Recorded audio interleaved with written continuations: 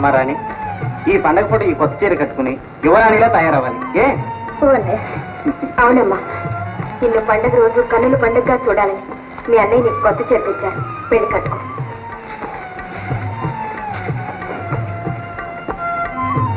సీత,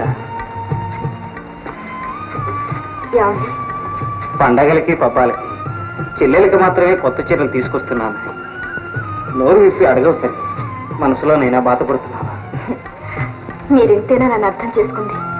మీరు మాత్రం కొత్త బట్టలు కొనుక్కుని ఎన్నాళ్ళేంటి? చేసేది డ్రైవర్ ఉద్యోగం. అందరికీ కొత్త బట్టలు కావాలంటే కుటుంబం ఎలా గడుస్తుంది? ఏమండి, నా ఆనందం కట్టుకునే కొత్త చీరలో లేదండి, కట్టుకున్న భర్తతోనే ఉంది.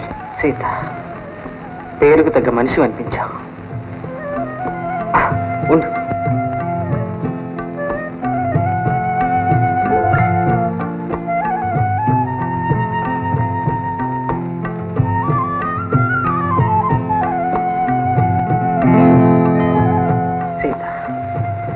నిన్ను భారీగా పొందిన నేను ఎంతో అదృష్టవంతుణ్ణి.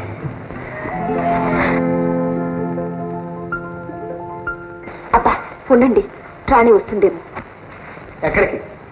భోజనాలు వడ్డించొద్దు. మీ తమ్ముడు వాసు రాకుండానే? వాడు వేలకు వస్తాడని నమ్మకమే ఉంది. నిన్ననగా ఇల్లు విడిచి వెళ్ళాడు. అదిగో మాట్లాడే వచ్చాడు. వాసు, పండగ పూటనైనా ఇంటి పట్టున ఉండకూడదు? అదే ఉండాలని అనుకున్నాను, కానీ ఉద్యోగం ఊరు చుట్టూ తిరగటమేనా? అబ్బాయి అది కాదు బావా, ఉద్యోగం కోసం ఒకరితో మాట్లాడటానికి వెళ్ళాను. ఏదిరా ఉద్యోగం? ఇల్లు పట్టినట్టు పోకిరి వాళ్ళతో నీ ఇష్టం వచ్చినట్టు తిరగటమేనా ఉద్యోగం? వాసు, తల్లిదండ్రులు లేని వాడివి, పెళ్లి కావాల్సిన వాడివి, స్థితిని గుర్తించి నడుచుకోవటం కూడా చాలా అవసరం. సరే సరే వాసు, ఈ పూట సంవత్సరాలు కొత్త బట్టలు పెట్టాలి. పెళ్లి కట్టుకో. రాణి, అమ్మ రాణి, త్వరగా రామ్మా. మీ చెల్లెలు చీర సింగారించి వచ్చేసరికి ఊరే మాట మడుగుతుంది. ఇదిగో వచ్చేసానన్నయ్య.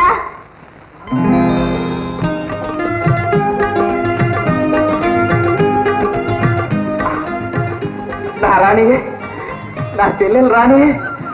చూడు సీత, ఈ కొంటి పిల్ల అనుకున్నట్లు అచ్చం యువరాణిలా తయారైంది. సీత, దిష్టి తగిలినట్టు నువ్వు వెళితే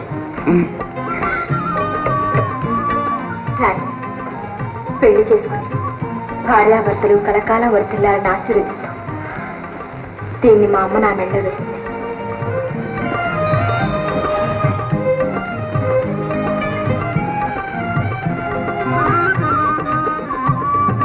వదినా,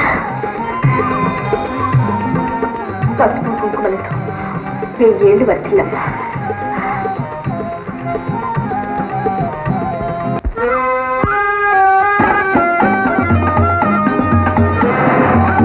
పాపం రంగంలో చెల్లెలు లేదు రాణి. రాణిని మనవాడు తెగ ప్రేమించేస్తున్నాడు.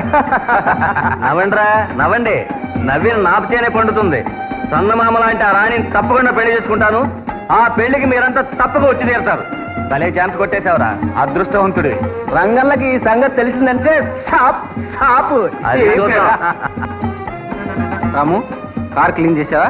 చేశాను. రంగన్న, నీకు రాణి అనే ఒక చెల్లయిందా? నువ్వు నా చెల్లెల్ని ఎప్పుడు చూడలేదు? నా చెల్లెలు బంగారు బొమ్మ. ఒకసారి ఇంటికిరా చూద్దు గాని. చూడాలని కాదు రంగన్న, ఈ సత్యంగా లేడు, వాడు చెల్లాయిని పెళ్లి చేసుకుంటానని గప్పాలు కొడుతున్నాడు. ఎవరు?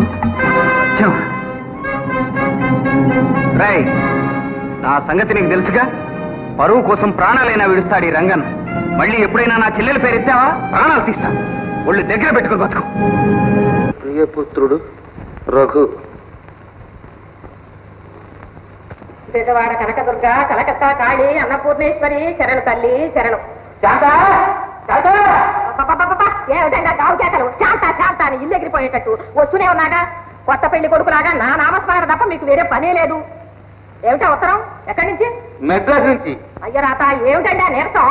నీరసం కదటే, మన అబ్బాయి సుపుత్రుడు గారు ఎప్పట్లో ఇంటికి రావడానికి వీలు లేదని రాశారు. మరి ఉద్ధరించాడు.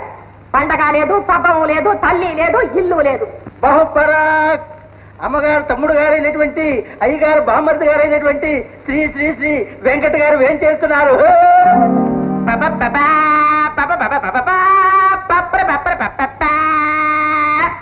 గుడ్ మార్నింగ్ బావా. గుడ్ మార్నింగ్ అక్కయ్య. మా తమ్ముడే ఒరే వెంకట్, నువ్వైనా మర్చిపోకుండా పండగకి వచ్చావురా. చూసారండి, అనుకున్నట్టే వచ్చేసాడు మా తమ్ముడు. అవును, వచ్చేసాడు ఆకేసి ఒట్టించు మేస్తాడు. ఏమిటి బావా? ఏం లేదు, ఈ మధ్యన యాత్రా స్పెషల్ లో బలాదూరు తిరుగుతున్నావని మీ అక్క చెప్పింది. నీ వాటం చూస్తే ఊరు విడిచిపెట్టినట్టే కనబట్టలేదు. ఏమిటి రేపు పగట వేషం? అలా అడుగు చెప్తాను. న్యాయం అనేది ఒక చీకటి గది, అందులో లాయరు కాంతిని వెలిగిమ్మే కరెంటు దీపం. ప్రస్తుతం నడుస్తున్న న్యాయం క్షణ క్షణం ఫ్యూజ్ అయిపోయి ప్రజల్ని కన్ఫ్యూజ్ చేసేస్తుంది. అందువల్ల ప్రజా రక్షణార్థమై, I mean excuse me my lord, ప్రజా రక్షణార్థమై మనమే లాయర్ అయితే ఎలా ఉంటుందా అని ఎక్స్పెరిమెంట్ చేశాం. ఇది రిజల్ట్. ఎలా ఉంది బా? నెక్లీ లేదు, ఆ మాటకి అంటే అన్నావు, ఇంకెట్లా అనక అంటాను. అంటే ఏం లేదు, పాత చెప్పుల కోసం వెతుకుతారు అంటాను. బావా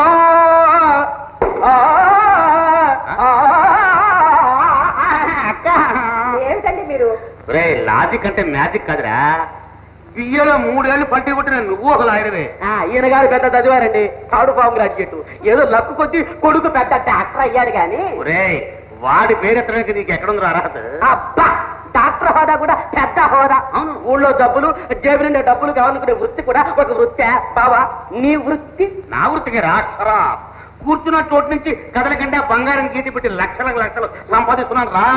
సరా, మీ బుద్ధి పరీక్షకున్నారు కాదు. నా బుద్ధికేమే రాజా బుద్ధి. నా బుద్ధి చూసే మీ నాన్న నా చుట్టూ ప్రదర్శన చేసి నిన్ను నాకు అంటగట్టాడు. బావా, మాట మాట్లాడితే మా నాన్నగారి పేరు మాత్రం ఎత్తద్దు.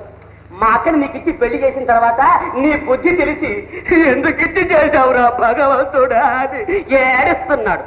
అంతకు ముందు మీ నాన్న బుద్ధి ఉందిరా, గడ్డి తిందా? ఏమండి, మీ ఇష్టం వచ్చినట్లు మా నాన్నని మాత్రం మాట్లాడకండి. పోనీ అక్కయ్య, మగ పురుషుని నేనే సర్దుకుపోతున్నాను.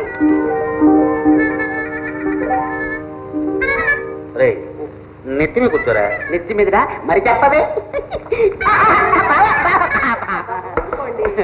అక్కయ్య, అల్లుడు రఘు వస్తున్నట్టేనా? వాడెక్కడ వస్తాడ్రా, ఆయన గారు పెద్ద డాక్టరు. కూర్చోనాగనా, కూర్చో. ఏమిటి ఇంకా నీ దగ్గు తగ్గలేదా? మీరుండగా నాకు భయమేంటి డాక్టర్ బాబు? అలాగనక నాకు దేవుడు లాంటి ధర్మారావు గారు ఉండగా మీలో ఎవరికి ఏ లోటు రాదు. మా జబ్బులకేం గాని మా యజమాని ధర్మారావు గారు ఆరోగ్యం బాగుపడేలా చూడండి బాబు. ఆయన నిజంగా కల్పవృక్షం. ఆయన మీద కొన్ని వేల కుటుంబాలు ఆధారపడి ఉన్నాయి బాబు. నిజమే నాగన్న, ధర్మారావు గారికి గుండె నొప్పి ఉంది. 2 సార్లు చాలా ఉధృతంగా వచ్చి తగ్గిపోయింది. మళ్ళీ తిరిగి రాకుండా నా సాయశక్తులా ప్రయత్నిస్తున్నాను. భగవంతుడి దయ వల్ల రాకపోవచ్చు కూడా. ధర్మారావు గారు నిజంగా ధర్మదాత.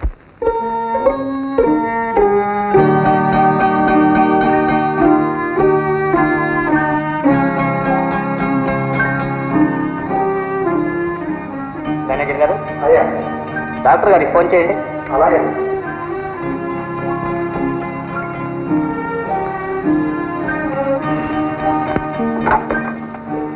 హలో, నమస్కారం అండి. మేనేజర్ గారా? నమస్కారం. ధర్మారావు గారితో చెప్పండి, నేను ఒక హాఫ్ అన్ అవర్లో వస్తున్నాను. ధర్మారావు గారు తమతో మాట్లాడతారు. అలాగే. హలో, నమస్కారం అండి. నమస్కారం. ఏమీ లేదు, నేను కొంచెం పని మీద వెళ్తున్నాను. మీరు సాయంకాలం వస్తే బాగుంటుంది. అలాగే సార్, తప్పకుండా వస్తాను. థ్యాంక్స్. వస్తానండి.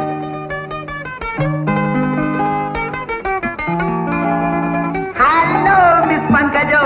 హలో వెంకట్, ఏమిటిది? మీరు లాయర్ అయ్యారా? ఓహో, కనిపించడాలా? కాలేజీ చదువు అంటేనే బుర్రకెక్కేది కాదు. బుర్రకెక్కడం వేరు, డిగ్రీ పుచ్చుకోవడం వేరు. ఏమిటి ఇలా వచ్చావు? బజారంతా కొనేసినట్టున్నావు.